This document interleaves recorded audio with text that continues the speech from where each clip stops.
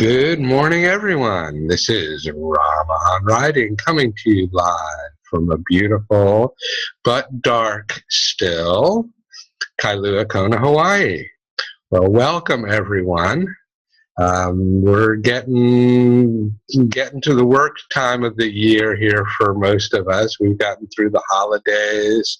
There are a lot of books that are going through our system right now. There'll be a lot of work for me uploading everyone's book in the next few weeks and next 30 days. I can see there's some faces here where we'll be uploading. And it's exciting. It's exciting. And one thing I'm going to tell you all, remember to have someone take that picture of you when you open up your proof. Those kind of things are really, really important, and we forget. Today's topic is kind of a growth out of last week's, where we talked about the book blurb. Now we're going to talk about the book bio, and we're going to extend it a little bit to profiles in general, which we will use regularly and consistently. As far as your book bio goes, there are a couple of strategies, and one of them is to put your book bio on the back cover. And when you do that, you're looking for a very brief bio. I would say 100 words is about what you have, maybe 150 at the max. So you want to be brief and to the point. Now, one of the things I read that I hadn't really thought about is that you can put a very brief bio on the back, and then you can put a more in-depth bio with perhaps a picture on the inside of the book. It's usually the last page of the book if you take that approach. So you can actually have two of your bios in your book if you feel inclined and want to do such a thing. A very short one on the back, and then you can go wild on in the book. Now, there is a real difference in a book bio for a professional book versus a fiction type book. And if you think about it, it's pretty obvious, okay? A professional book bio, you're going to want to provide the information that shows that you're an expert in this field, that you've got certifications, you're part of organizations and associations, you've been, a counselor for 25 years or whatever. So it is very important to do that without boring your readership, okay? So this is, again, it's all a balancing act as far as how you lay out this information. So professional bios are related to, what is the field and what are your accolades in the field. Now, with a fiction bio, you would talk about, perhaps where you grew up, where you live. You would talk about perhaps why you're writing in this vein, whether you've written before, even if it's not been published, if you've written articles, that kind of information is very helpful. The important component is that in this day and age, we don't necessarily read. And I'm not talking about us, I'm talking about our readership. We scan, and especially on the back cover. So, make sure that what you put isn't dense, that it's very scannable, it's very easy to pick up the information. You've probably all heard me say that if you get too dense on your book cover or the back of your book cover, people just aren't going to read. They're just not going to read it. So you're essentially in a position where you're wasting your time. Okay, now most of us write these blurbs and bios as a second thought, and it's not given the same amount of emphasis as writing the book. Although I'm looking at specifically Dawn here, we changed that last week. We started to look at the importance of this, and I was really thrilled that we helped each other. We really got to where we could look at our blurbs and we could talk about them. And that was one of the things that I encountered in some of these articles is that, if you're working with people, important people, show them your bio. Get a feel for what other people think about it. We don't have clear eyes with any of this stuff. That's why we use editors in our book, because we can't see it anymore. But it's the same thing with our bios and our book blurbs, is that we don't necessarily see what a reader sees. So working with some confidants is not a bad approach. Okay, so let's go back to the 3 types of bios that you really need in this game, okay? Bio number 1 is a byline, maybe a 1-sentence, type of bio. This one goes with us everywhere. Okay, if we post on social media, we might have a bio in the signature line. If we are cross-blogging with somebody, we might use our short bio in that signature line also. One of the things that we do, or we want to do, is we want to have these bios, basically in files where we can cut and paste them into the appropriate place at the appropriate time. We don't want to have to write from scratch every time we've got to post a profile or a bio. So put a file folder on your desktop and say author bios, and have a small one, a medium one, and a larger one. Okay, so the small one is your byline. Your medium one is essentially the one that's going to go on the back of your book, if you choose to put one there. And the longer one is the one that's going to go in those profile settings in your social media, in your Goodreads account, in your Authors Den account, any kind of a book-related site that you're going to post your book. You have the luxury of a longer bio. Amazon Author Central page. You are not limited. And one of the things I remember reading from a past webinar is that for Amazon Author Central in particular, the magic number of words is 500 words. That's a fairly long bio, gang. So, keep that in mind, that, there are places where if your bio is too short, basically it won't have the same impact. And the impact is related to search engines. So, even in our bio, we want to be conscious of our keywords. At the beginning of this webinar, I kind of mentioned that this is the one thing that ties everything together. Literally everything we write, whether it's a blog, whether it's a posting on social media, whether it's a bio in Goodreads, a bio on Amazon Author Central, it's real important to know what our keywords are and to use it. Now, one of the things that I was thinking, and this applies to me perhaps more than you all, is that The bio I wrote for my first book, Sedona Mountain Biking, is not going to be the same bio I'm going to write for the Hawaii book.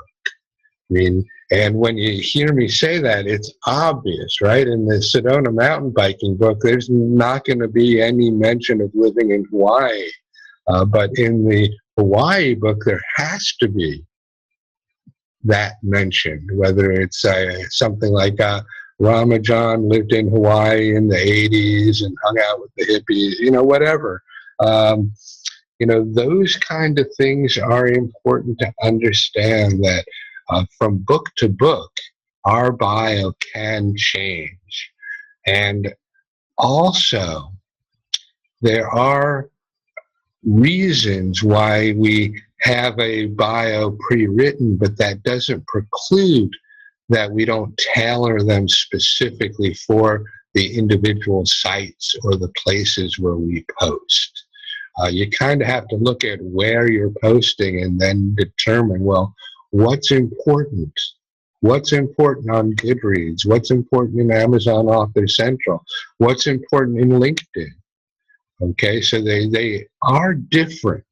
The focus can be different. So we want to have, kind of template bios to work with, but we also want to be able to focus them in to specific components. Okay, now what did I learn by doing research this week? I learned one thing, okay? And that was, we have an opportunity to drive traffic back to our website in our author bio. Sure, on the back cover, we're going to have our QR code, which for those of you who don't know what that means, that's a quick response code. That's where our mobile devices, take a picture essentially of that squiggly square lines, and it takes them to a website. But that may not be the only way we want to direct traffic back. So, including the contact information, especially if we're a strong blogger. Oh, come read my blogs at www.mountainbikeheaven.com or something like that can help us. Follow me on Twitter, and you can put your Twitter handle in. So, this is an opportunity, and I really didn't feel that that was necessary until I started to read, and then it made sense. Okay, as I say, we have gotten into the habit of putting the QR code in the back of the books, but not everyone is going to utilize that.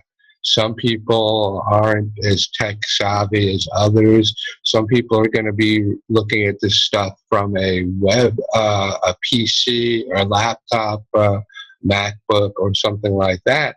And so it's, probably very helpful to provide the contact information.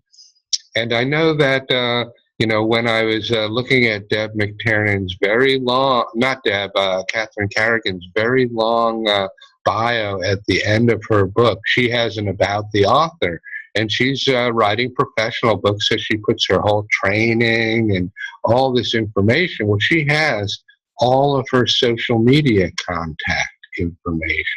Follow me on Twitter, follow me on Facebook, follow me on LinkedIn, check out my website. I mean, it's all there. And so if we are going to use a bio on the inside of the book, this is a critical opportunity for us to have that contact information. Okay, now with our bios, we do have a couple of opportunities here. One is that we can be entertaining. And for those of you who know me, that's my style, okay? And I think the critical word here is style. So even in our bio, we have an opportunity to share our style of writing. That may be what hooks somebody into wanting to read further.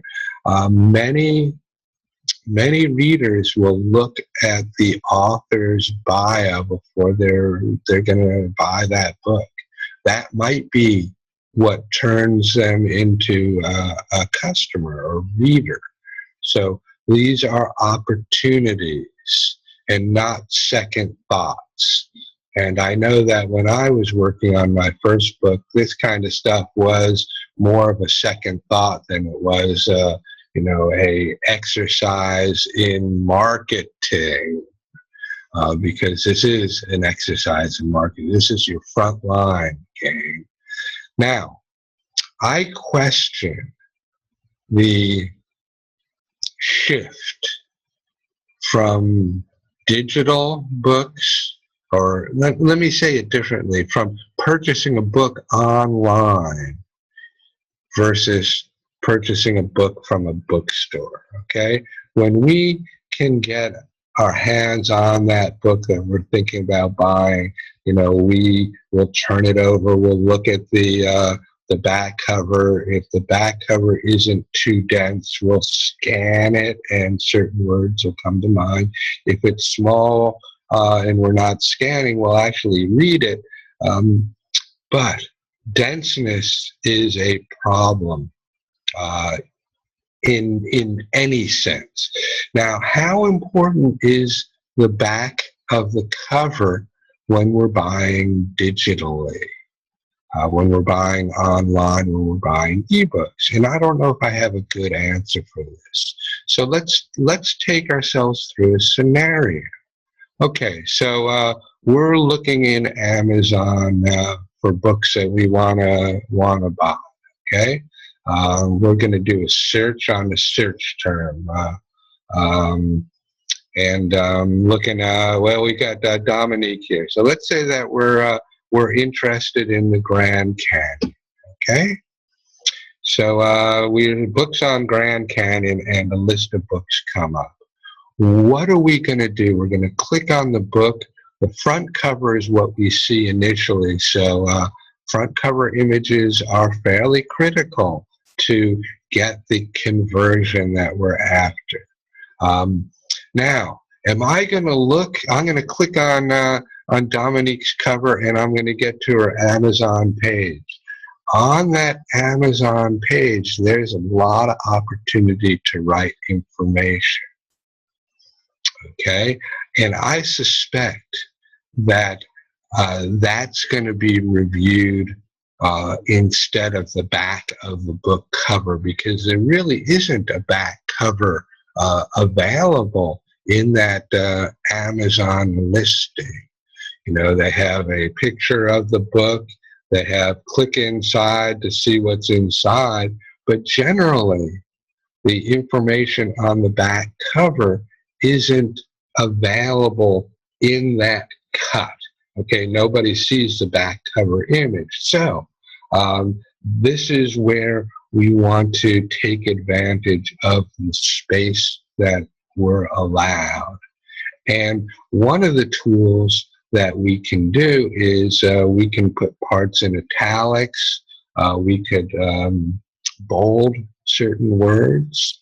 They seem to want, what I read shied away from underlining things. Okay, so we got to be subtle, but there's a whole genre of writing called hypnotic writing, and it's really based on layout, italics, bold, keywords, and things along those lines. So we want to take advantage of these components.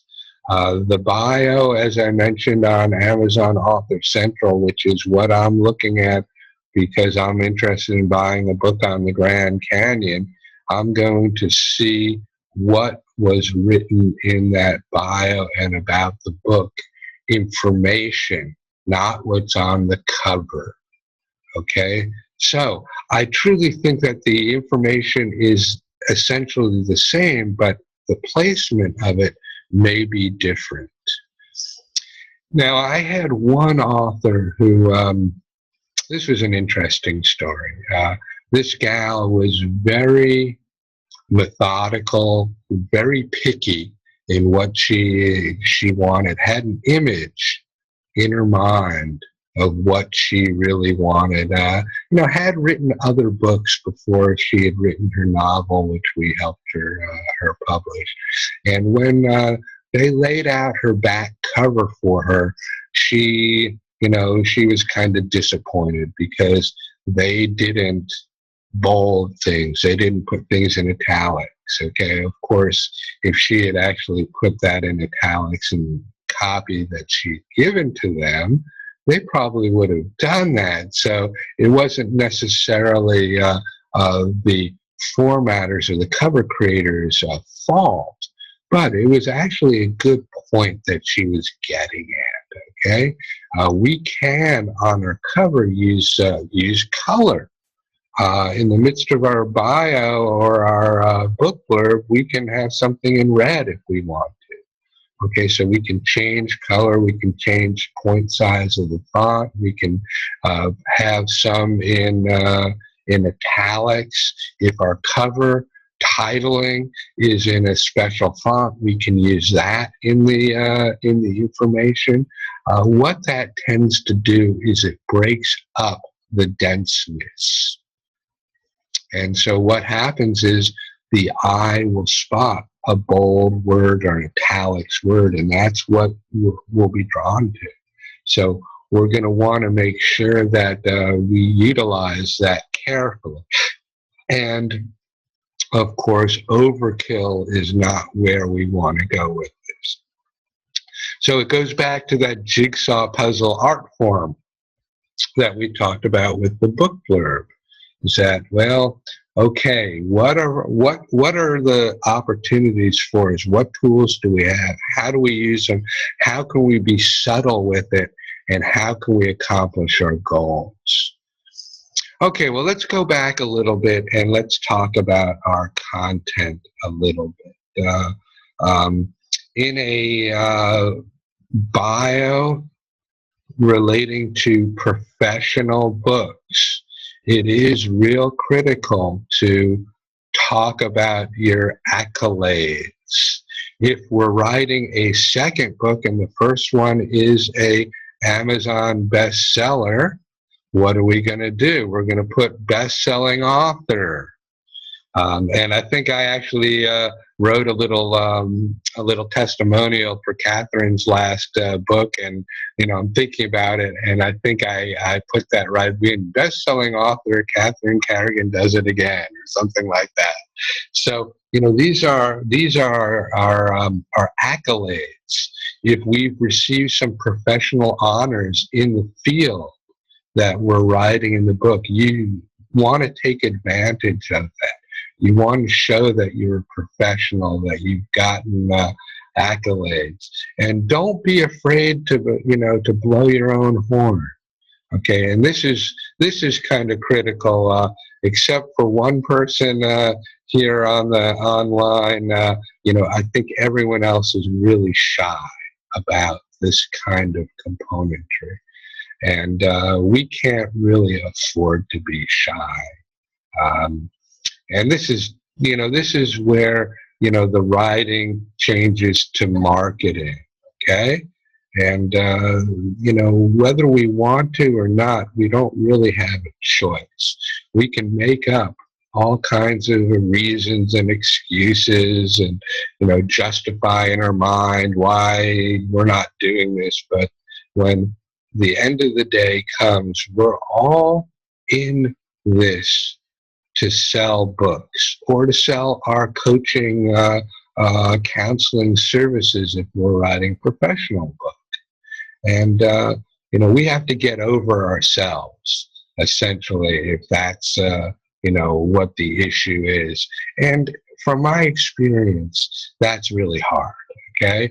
And I'm like you all, I just prefer to write the book, put it out there, and, write the next book or go mountain biking or kayaking and not worry about, marketing my book, okay? So we're all in the same boat here, but we all have to get over ourselves eventually if we want to be successful with this. On a nonfiction book, we have the opportunity to kind of share some of the characters, kind of share some of the style of writing that we're working with, and provide some teasers, okay? This is an opportunity for us to engage our audience. And we don't, obviously, we never want to give things away. And, even in an author bio, if we give too much away, we might give more away of our story than we want to. So again, it goes back to that jigsaw puzzle, the putting things in place. And, again, the real component on a book cover is less is more. And the utilization of bullet points, even in a bio, can be very effective. It's the layout of it that attracts the eye. So, we have an opportunity here to play around.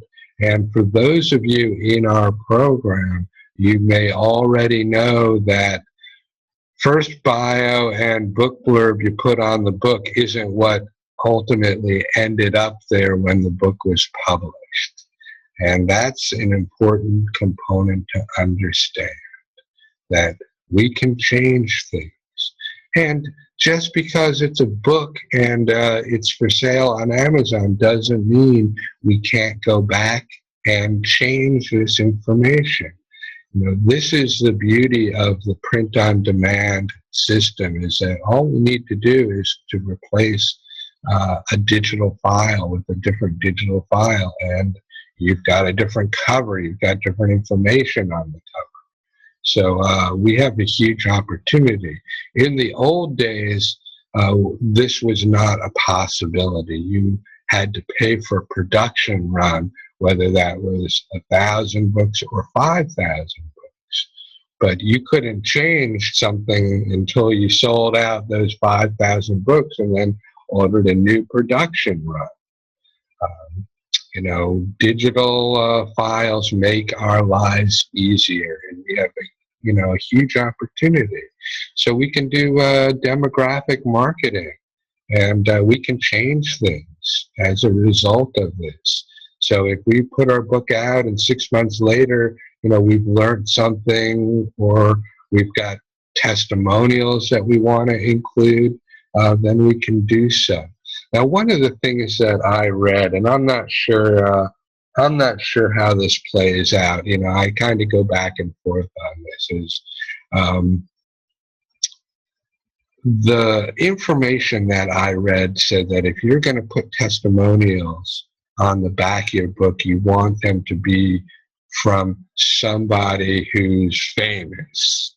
Okay, well, all that's fine and good. Do we have that opportunity? Possibly. But I think in most cases, the testimonials and reviews that we have are from regular people. So if we can get their occupation and we can somehow tie their occupation into, our genre, that would be helpful. We never want to have long, wordy testimonials or reviews on our back cover. And we can edit them. We can put the little dots in the middle of it and combine sentences. But remember that our readers are scanning. They're not reading. So laying out something short, even a sentence or less for a testimonial, is an appropriate way of writing that testimonial. So these are the components that we are working with our author bios. And at this point, I'm going to I'm going to try unmuting everyone at once, and that way you can just speak up if you have questions. If I hear noise coming from you, dogs barking, people on the phone, I'm going to mute you back up. But I'm going to unmute the group and let's talk and see if people have any questions specifically relating to the author bio.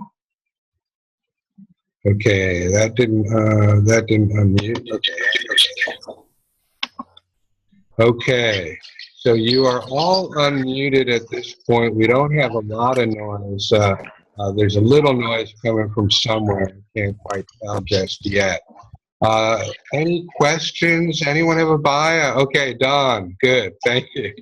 Well, I have a question, and I'm happy to share my bio, but I wondered, we don't send our blurbs or our bios to the style or copy editors, or at least I didn't. And I'm wondering if there would be some helpful information we would get from them if we did that. You know, some of our authors have done that. When I looked at what they got back, I didn't think that they really got a lot as a result. But we had Tom Pitts is a brilliant man, and when he sent his information to any of the editors, he had his book blurb and his bio at the back of the document. So you know, not all of you are able to do that at this point, but that's a possibility to do. You know, if you include it there. And he did it mostly for the copy edit function. And, you know, it could be helpful. I'm not sure how helpful ultimately, because remember, we're looking at more of the elevator pitch type of information. So we're looking for consistency and targeting more than English. On the other hand, we certainly don't want to have misspellings, okay? And for those of you who have gotten a cover proof from me, what I say is read the back text really carefully for errors, corrections, and changes. Okay, we don't want to ignore those. And you know, I found an error on the back of my book that I almost didn't even spot, and it was the word gnarly, which is Gnarly, and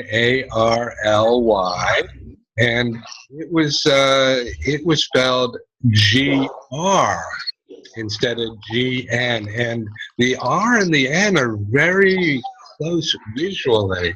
And I didn't see it, and I didn't see it, and I didn't see it.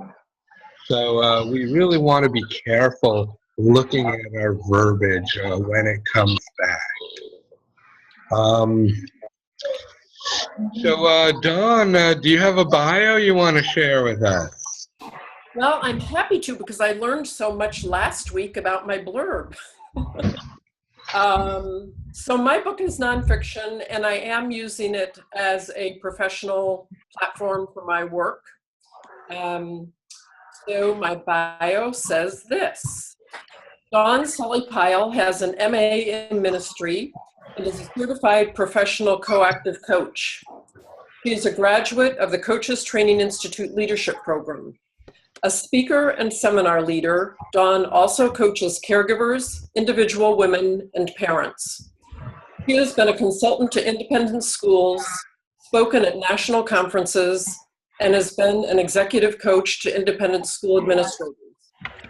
A catalyst for personal growth and well-being, Dawn brings out-of-the-box observations and questions to the table, opening up myriad possibilities for those with whom she works. Presentations to and the gift of conversations with hundreds of parents over her years as an independent school administrator inspired her to write this book. You know, Dawn, that's pretty good. The one thing that I might think about is you used years instead of 25 years or something like that. So you could kind of toot your own horn and show that you've been doing this work for years, but tie it to a real number. Okay. I got that number. You also, you know, can utilize, like, if you think about Tom Bird, he always he's worked with thousands of authors or tens of thousands of authors. So he does utilize those kind of numbers to solidify his expertise and reach in the field. So that would be the only shift I would think about in your case. Now, the other question: have you received any honors, any awards, any anything like that through your work? Not really. Okay. Yeah, Okay. I'll think about that. In terms of what else, I love what you were saying today, Rama, about really writing this in a style more of who we are. I mean, I wrote it professionally, but I am challenged by your comments to also be creative with it. Like, I really want to go back and think about it from that perspective, even though it's a professional bio for a nonfiction book. I have a comment. Thank you, because you helped me a lot last time. I would add in a couple of real juicy adjectives in there. Like there was one place, I think you were talking about, she is a speaker, she has been a speaker. I would put she has been a dynamic speaker with things like dynamic, like in your ministry or some of the credentials, bring in joyful, where it's like, oh, because unconsciously people will go, oh yeah, I like dynamic. Oh, I like joyful people. So that it's feeling more personal, and also lively. I love that. Another word that comes to mind would be inspirational as well. Good point. Good point, Anaria. Anyone else have any comments about it? I mean, it's different being a professional bio. Okay. I have a comment or question. Okay, Cheryl. Yeah. As you read it, I was wondering what you were counseling about. That didn't come clear to me until the end of the blurb. I'm sorry, can you say that again? I should have put my hearing aid in. Okay. At the end of the blurb, you talked more about what type of counseling and teaching you did, but it wasn't at the beginning. At the beginning, I wasn't sure what type of ministerial teaching or counseling you did. Okay. Yeah, it's kind of a potpourri, and the book is about family and parenting. Okay. Yeah, but I have about 3 different niches of my work, so it makes it a little complicated. But thank you. Yeah, I'll look at that. This is where you could maybe say something, a minister of the joy of family.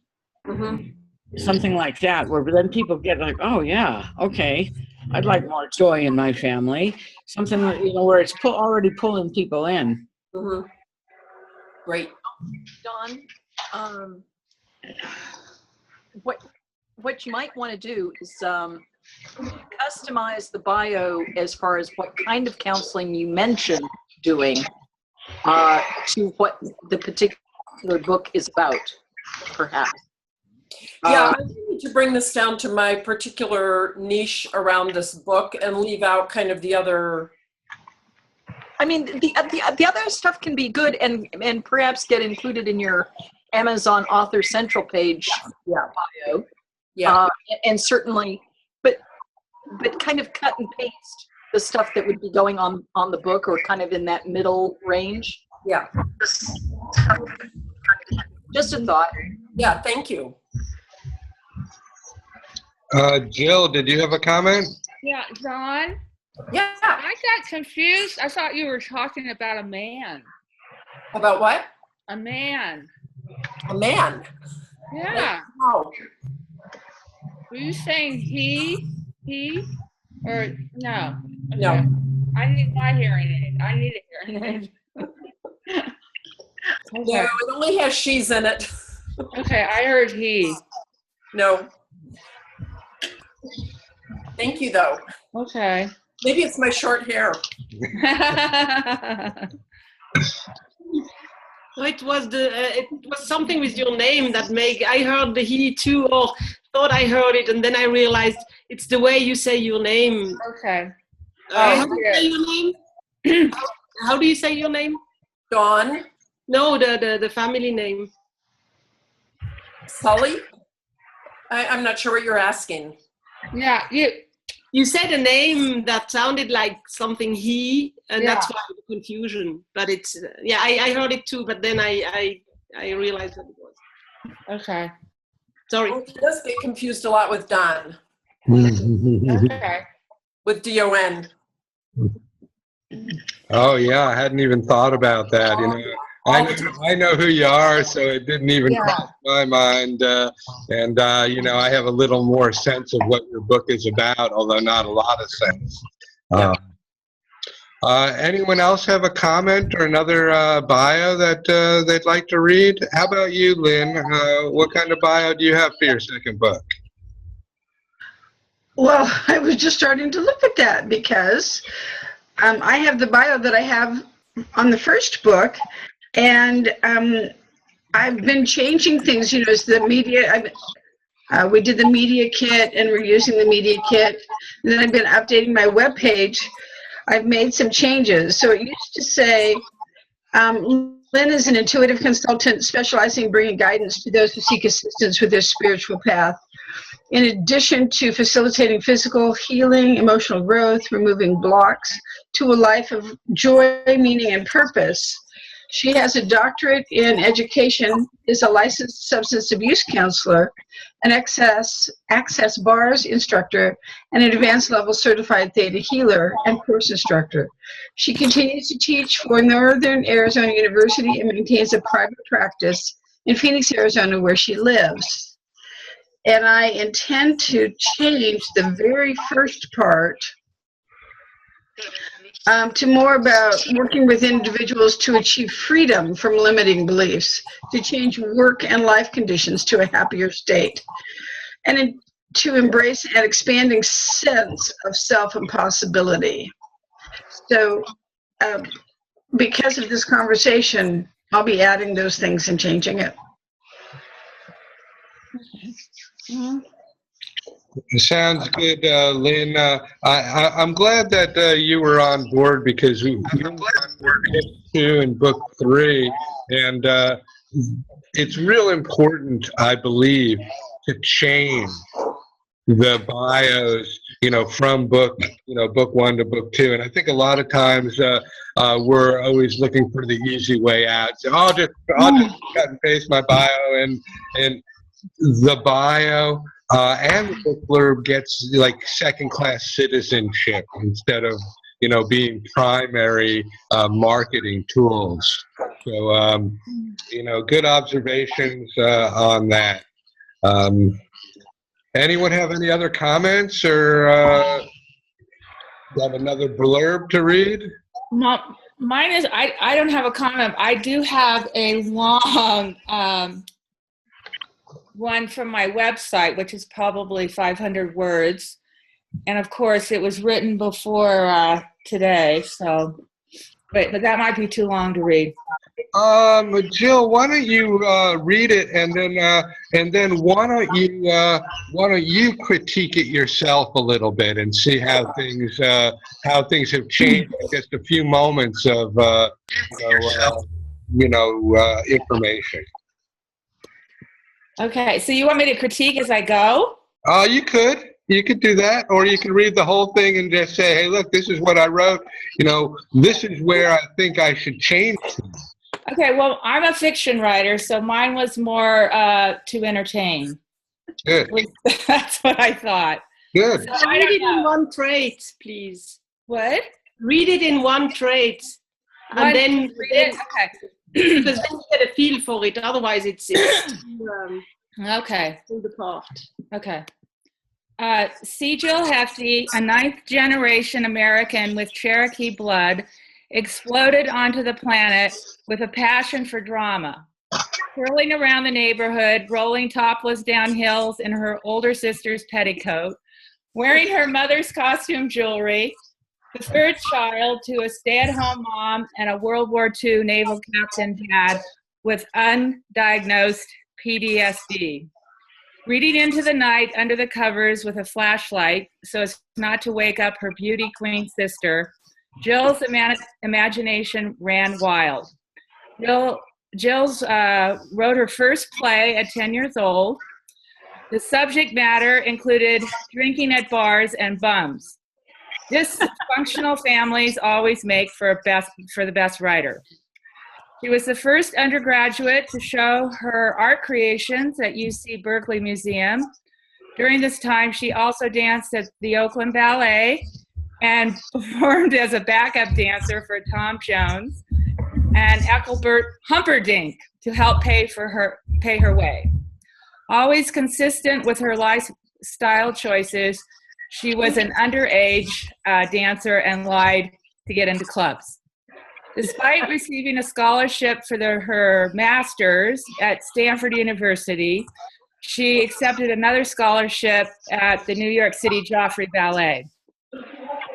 Still in New York, Jill took a secretarial job where she read screenplays and didn't think it looked too hard. To her surprise, her first screenplay, entitled Railroad Crossings, about an abortionist who returned to a small town shrouded in mystery during the Depression, got her signed at the Harry Ufflin Agency in Hollywood. Years later, the movie Cedar House Rules, about abortionists during the Depression, won an Academy Award. She wrote, produced, and directed her own film, A Given Moment, which went around various film festivals. It won a Bronze Award at the New York Film Festival. She has never forgotten her crusty South African writing partner who told her, "Go write a novel. Forget about original screenplays. Besides, you'll get paid twice." After living in Sedona for a year, Jill went to a seminar at Unity Church in Sedona to listen to Tom Bird on Right to Heal. It didn't take her any coaxing. She decided to try her hand at a novel, Clarissa Hedgestone and the Blood Moon. So that's pretty much it.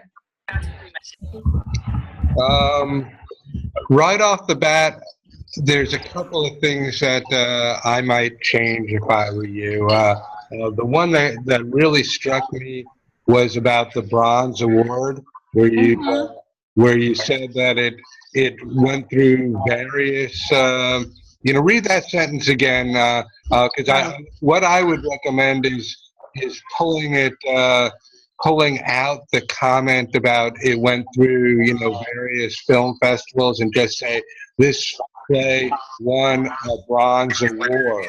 Okay, she wrote, produced, and directed her own film short, A Given Moment, which went around the various film festivals. It won a Bronze Award at the New York Film Festival. You see, I would get rid of the various film festivals and just cut to the meat on that one. That is one of the obvious things.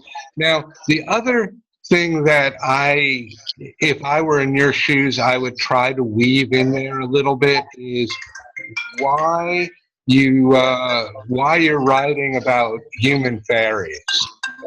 What the connection is, between what you've done and where the topic of your book goes. Okay, that's the one thing that I would tie in a little bit tighter.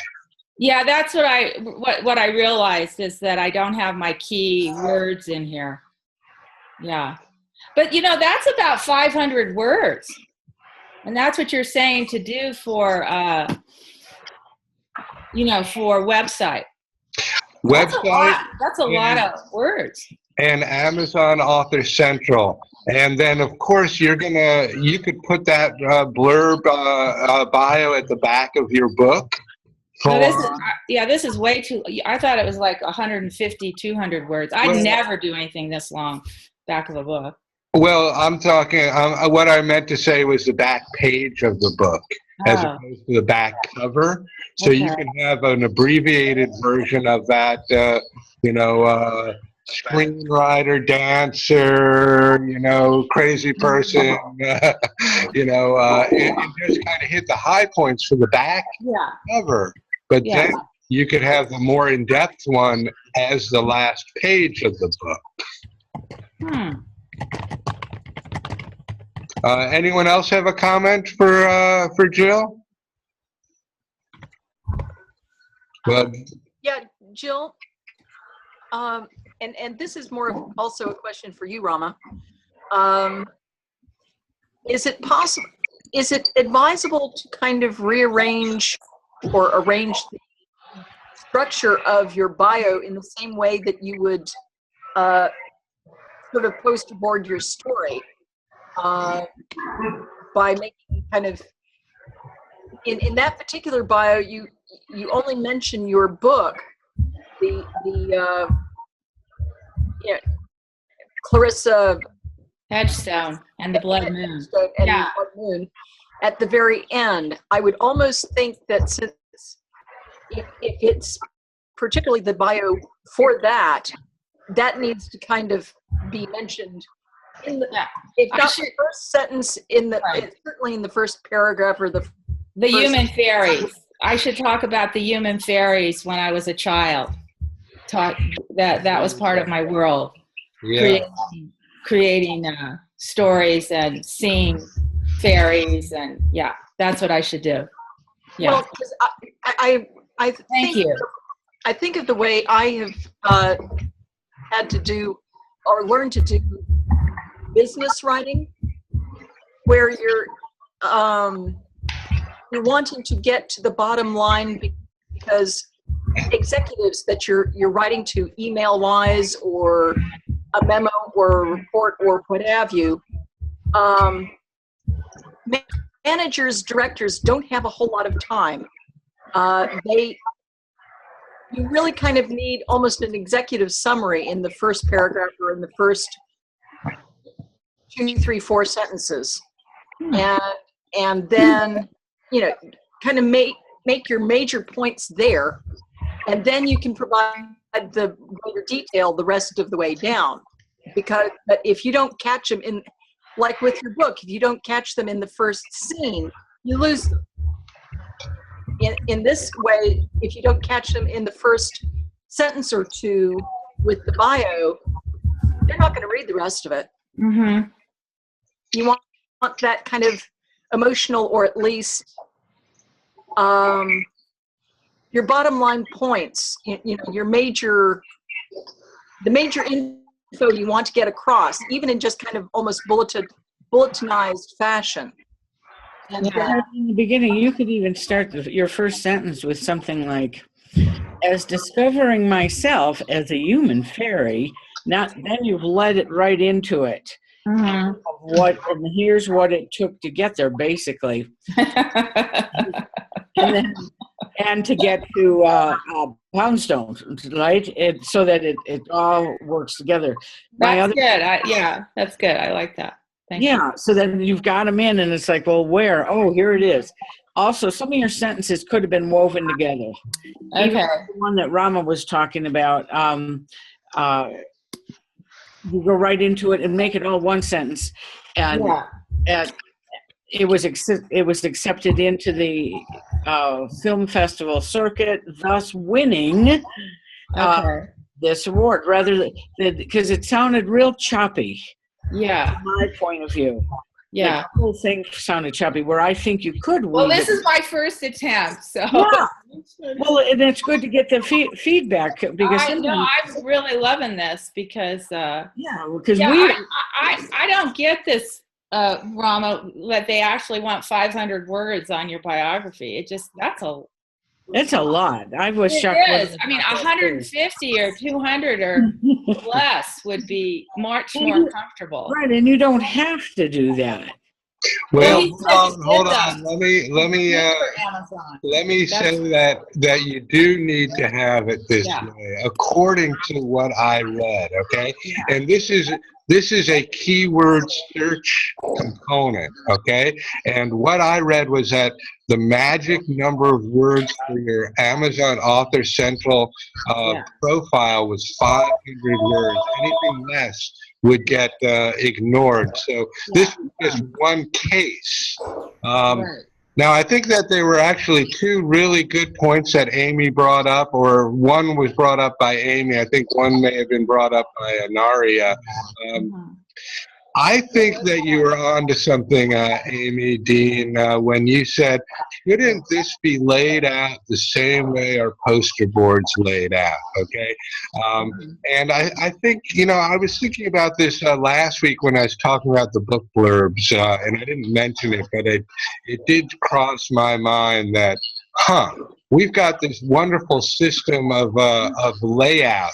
Maybe we should apply it here. So let's go back and think along these lines, that even in a bio, you want to hit them with your best shot and you want to end them with a better shot. Okay, and between those 2 points, we've got the extra words. Okay, and what are those words? They are keywords. Okay, so I think that these are, kind of missing links here. Okay, because this is that weaving of the jigsaw puzzle. Okay, we've got keywords. We need to mention them, but we can't be contrived. So we have to work our magic, and we're all excellent writers, so we can do this. Okay. But I like the idea of, catching them with your best shot. Going back to the poster board, hit them with your best shot right at the beginning. You hook them.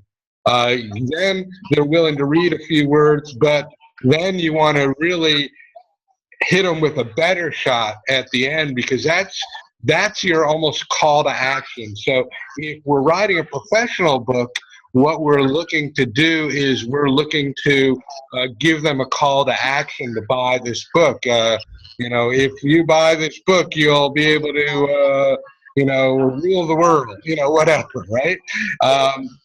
And so that's one of the components that I think is that I didn't mention. And I read that a few different times. And I think that maybe we need to look at the bio and the blurb as one write-up almost, okay? Especially on the back cover, that, this is really the same, sure, it's broken up into, some space, but the components and the pacing can be applied to the poster board ideas, can certainly utilize our keywords. And ultimately, our goal is to get them to buy the book. So how do we get the call to action hidden in there somewhere as well? So, anyone else have comments or want to read a bio or even a blurb? I just had a quick comment on Jill's bio, just thinking about what you were saying, Rama, about how readers just scan. So the first part of your bio was interesting, but if I were just scanning and I didn't have much time, I might not have gone a little further. But then when you got into that second part, I just perked up. I was like, oh, wow, because the things that you had done in your life really reinforced that first part that you were talking about. So if I had heard that first, I would have just continued on reading to catch those nice stories about description about your childhood.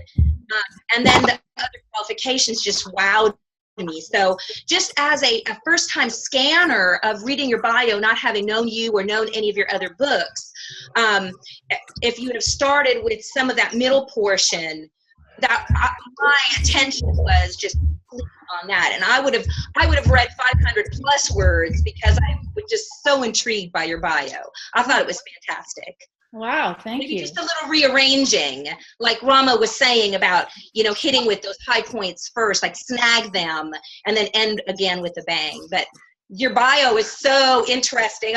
My question, Rama, was, because I'm doing fiction too, but I don't have any of what you have, Jill, to put in your bio. Mine is just very ordinary. So, where do you go from an ordinary bio? But we can talk about that later. But I just wanted to comment on Jill's, because I thought.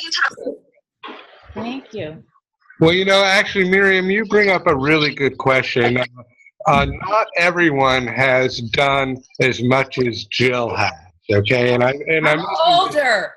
No, Jill's been a wild child all her life. Okay, I was born wild.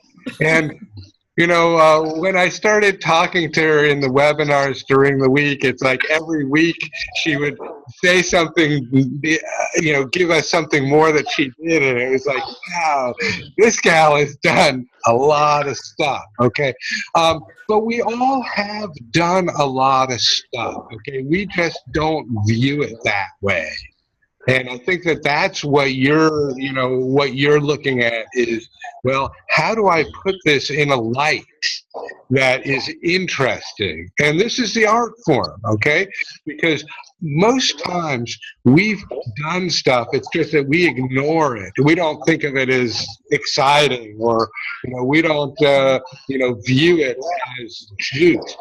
And it is. It's just putting it into that perspective. And as I say, I think it's an art form, without a doubt. And I think it's a wonderful point that you bring up, because I'd say that, 90% of our authors are in that same boat as you are, okay? They're viewing their life as very ho-hum, okay? I haven't done anything really special. But if you sit back and think about it, you have. You have done a lot of special things. It's just you don't recognize it yourself. Okay, so a great point, Miriam. Thank you for bringing that one up, because I think that that's the struggle that most of us have a feeling of. I'm going to go back to my bio here, and I want you to understand that I didn't give this any thought. Okay, this was something as an afterthought, and that's how it was presented to me, because there wasn't a Rama here telling me or talking about these things. So I didn't even look at online to see what the components were. So let me see if I can track this down really quickly. If we've got another one that people are willing to read ahead of time, Darnita. Yes, I would like to read my bio, because this is my first novel, and I'm in that category of I led a pretty boring life up until now, and I don't have a lot of accolades to put in here.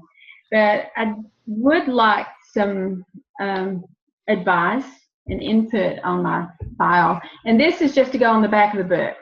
And it's only 97 words.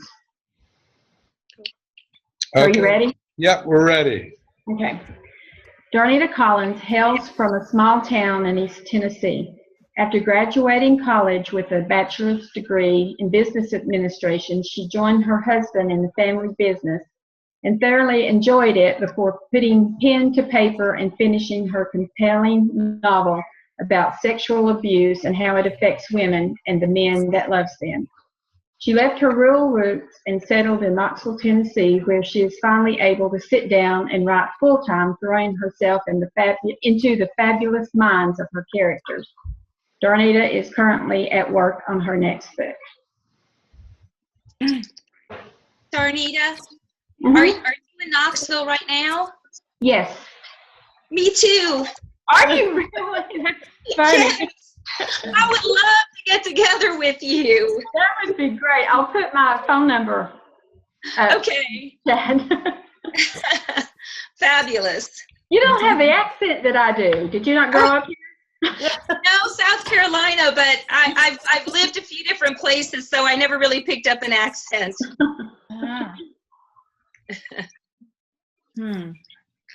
Okay, now does anyone have some comments for Darnita? Darnita, why don't you read it again one more time? It was pretty short. Okay, you want me to read it again? Yes, please. Okay. Darnita Collins hails from a small town in East Tennessee. After graduating college with a bachelor's degree in business administration, she joined her husband in the family business and thoroughly enjoyed it before putting pen to paper and finishing her compelling novel about sexual abuse and how it affects women and the men that loves them. She left her rural roots and settled in Knoxville, Tennessee, where she is finally able to sit down and write full-time, throwing herself into the fabulous minds of her characters. Darnita is currently at work on her next book. Do you know the title of your next book? No. Okay. Not. Numerically speaking, the men that loves them, you drop the S. The men Okay. that love them. Okay, that's what I have. So should it stay them or should I add the S? No S. No, okay, okay. You definitely need a lively line of yourself in there. A lively line of myself. You need Okay. something lively, even funny, or almost like to counterbalance the seriousness of the sexual abuse. Okay. Should that be, well, the first line is that I hail from a small town in East Tennessee. Should it go, the funny line should be up there in the middle or the end? Well, right, that you could make a something about your feeling about the small town in Tennessee, right? Okay. Like add something right into it, like a comment that Okay. makes you chuckle, or where we're getting your perspective on this small town in Tennessee. Okay. You see So what I mean? actually, the first few chapters, well, first 5 or 6 chapters is her life growing up in the rural mountains of East Tennessee. So that's something I can put in there. I can put something funny. Or like, coming from a rural Tennessee mountain town, she experienced. Okay, there's one, something that I had put in the book. It was something about entertaining was scarce in the small town, and some of the things that they did to entertain themselves. Yes. Okay. And some, because of those, they're simple, but they can be humorous, and people relate to those. They understand those. Okay. Thank you. That's great. Because they may say, "Oh, I'm from a small town in Iowa, but boy, I relate to that." Okay. Tennessee had, to me, without knowing it much at all, because I have relatives way back in the mountains of Tennessee, and to me, it has its own flavor and color that no place else has. It's the Appalachian. Yeah. That's where you said something. Bring that flavor, right, like with something of whatever it was that you did experience, Okay. like, or you saw, since entertainment was so, even using that, since there was very little entertainment, I would entertain myself and come up with some of the funny things. Okay. That's a great idea. Then they're going to know that's in the book.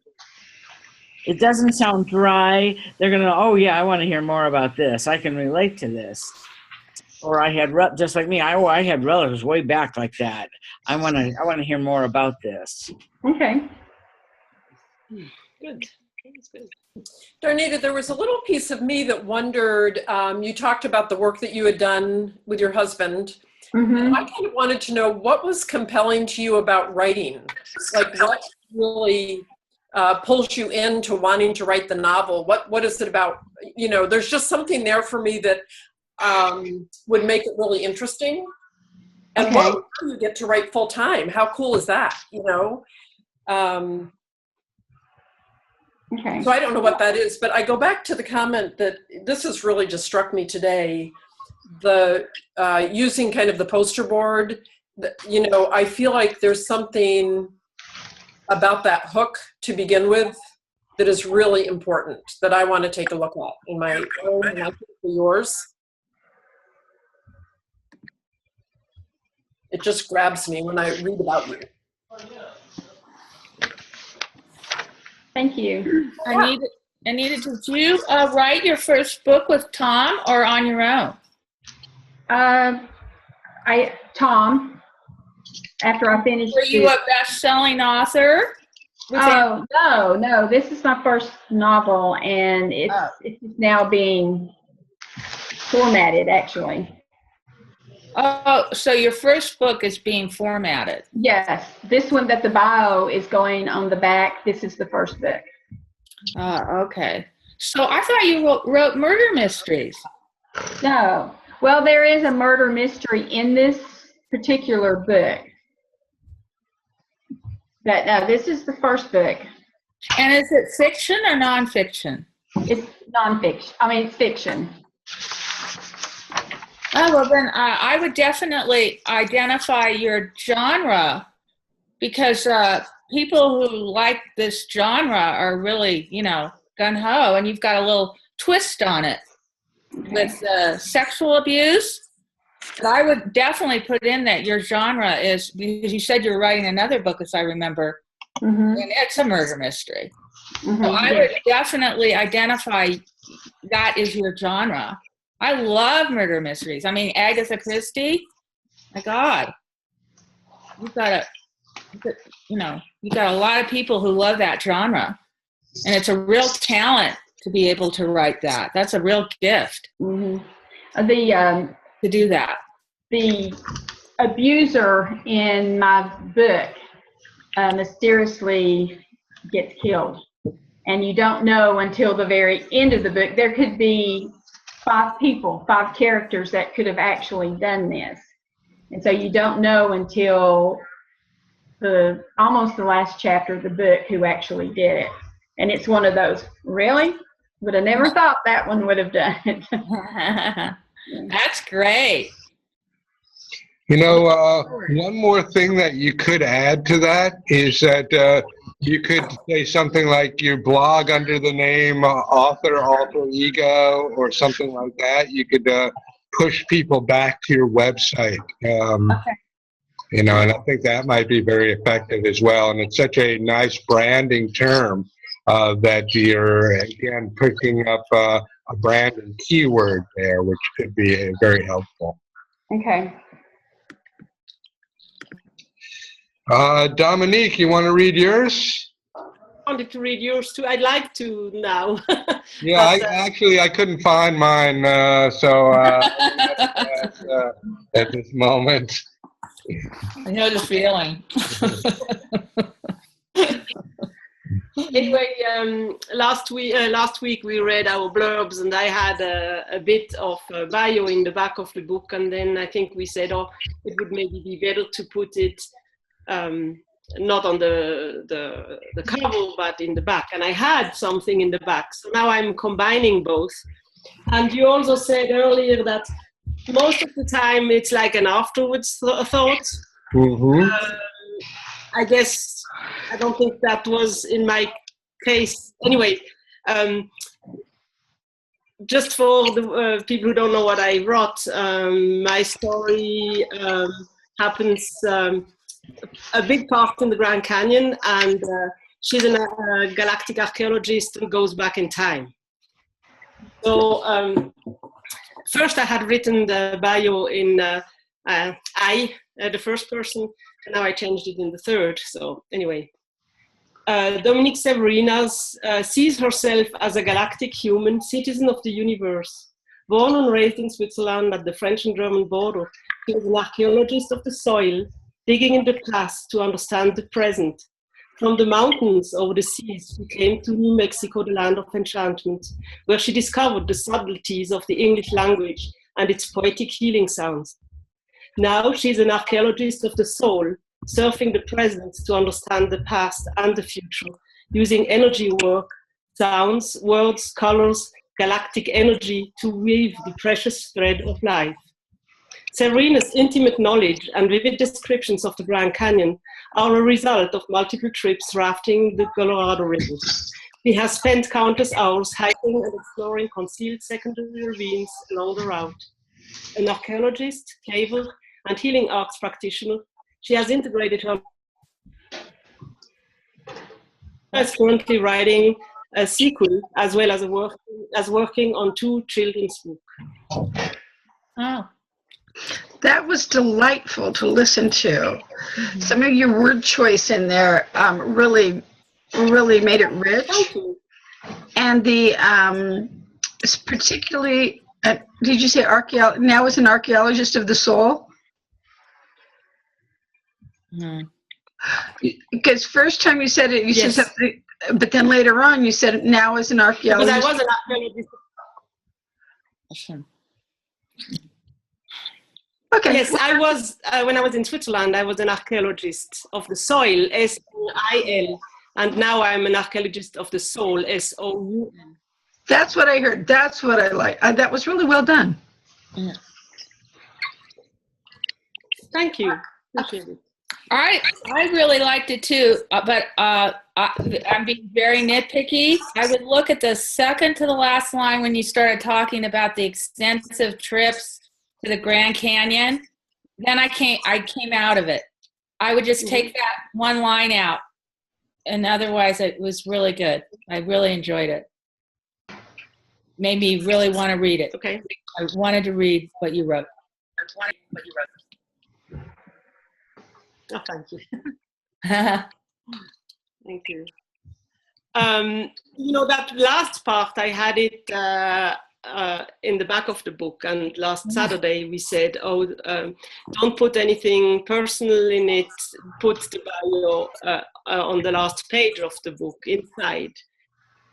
I already had the first part of what I just read you. The intimate knowledge I added it now from the cover. Huh. Well, it works for me. I thought you did a great job.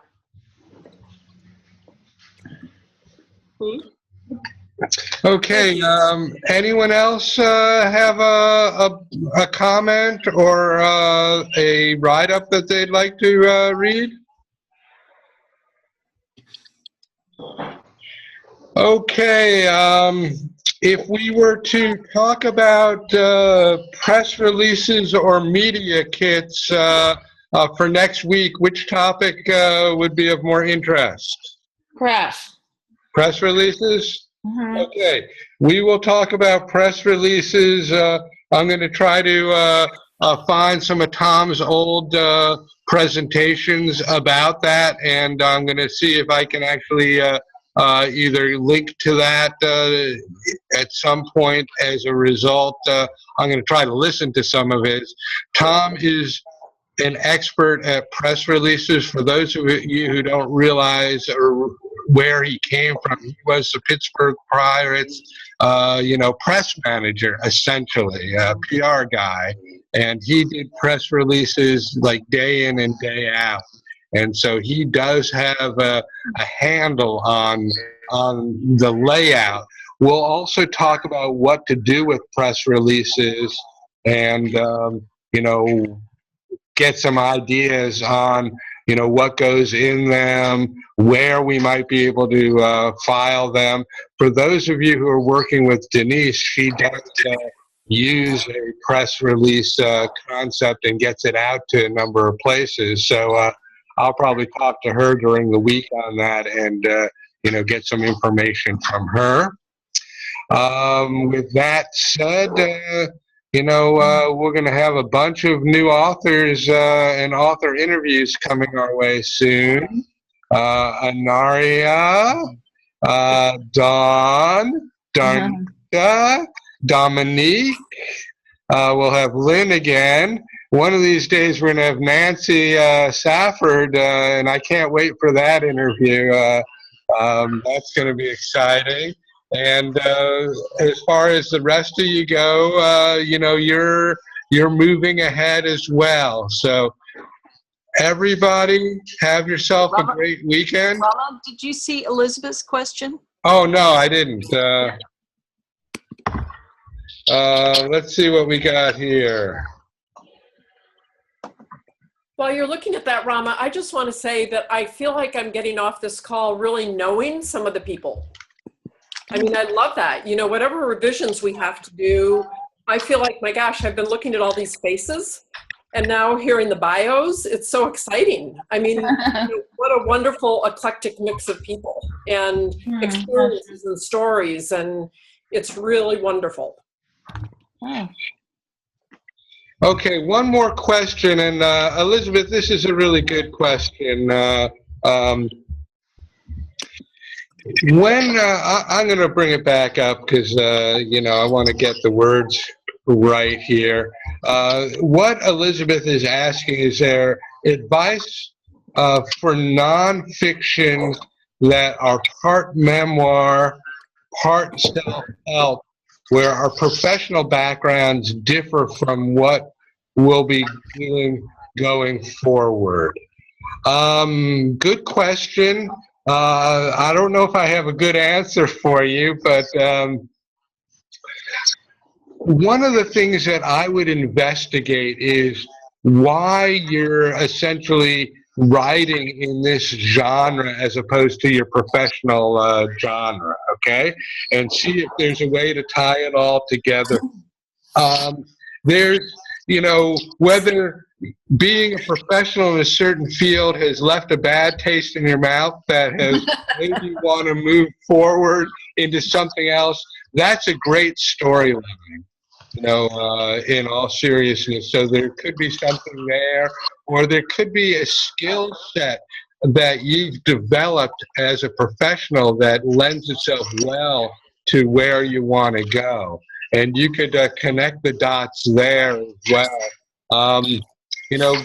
Good question. As I said, I don't know if I have a great answer. Anyone else have some insights into this?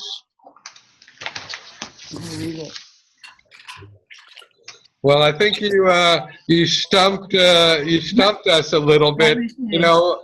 One of the things that like I always listen to the Car Talk guys, and they have something called Stump the Chumps. So,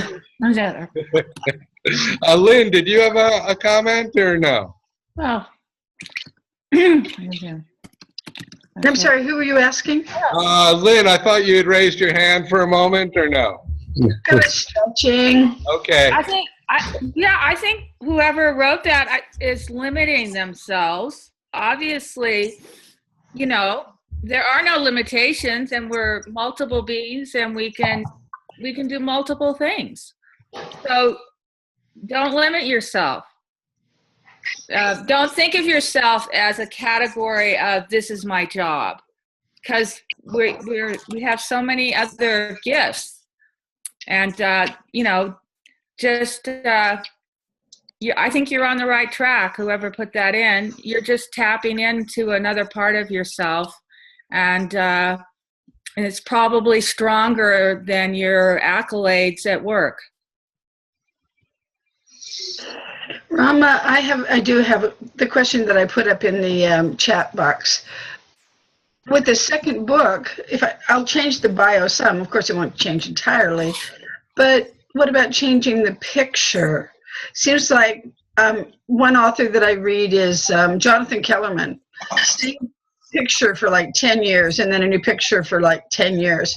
So I'm wondering, because I can just see the argument both ways. Use the same picture so people recognize you, or change it up. So, Rama, what do you think?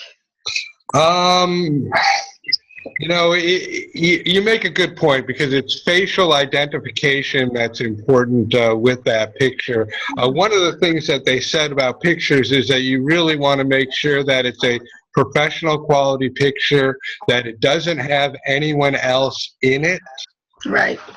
That's appropriate. I personally would change the picture. But you're still going to be recognized. It's not going to be a different person. So I think that it is appropriate to use a different one. I know in Catherine Carrigan's latest book, we are using a different photo, but I think it's really from the same photo shoot, if you want to know the truth there. So that's a possibility also. And, as you say, you can kind of see both sides. So if you don't have another photo and you don't want to go out and get one, I don't think you're going to be losing anything by using the same photo there. Cool. So that was a classic. That was a classic Rama non-answer. Thank you. Can I just add something to that? Lynn, I had a neighbor many, many years ago who was working on his first novel, Nicholas Sparks. And the picture that he used in his first books, even though the pictures that he uses now, I can tell that he's using updated pictures, but there's something about the way he stands and the way he looks and smiles that you could almost take all the way back to his first book. So even if you realize that he's aged, if you see it on a shelf or something, you immediately go, oh, that's Nicholas Sparks. It's like, you can recognize it. So it's not the same picture, but there's just something about his expression, the way he's looking, that stayed consistent over all of these years. Wow, I like that. That is a really good point. And I could stage the next pictures that way. Yeah, cool. That's good. Okay, everyone, have yourself a great weekend. I'm going to have breakfast and then head down to the beach today. Yay! I'm going to go shoot human fairies on horses. Hey, there you go. Very cool. I'm excited. And next week we'll talk about press releases and get a perspective of what they're good for and what they are. So thanks everyone for tuning in, and have a great weekend. Thanks, everyone. Thanks, Rama. Have a great week. Have a wonderful week. Bye, all. Thank you.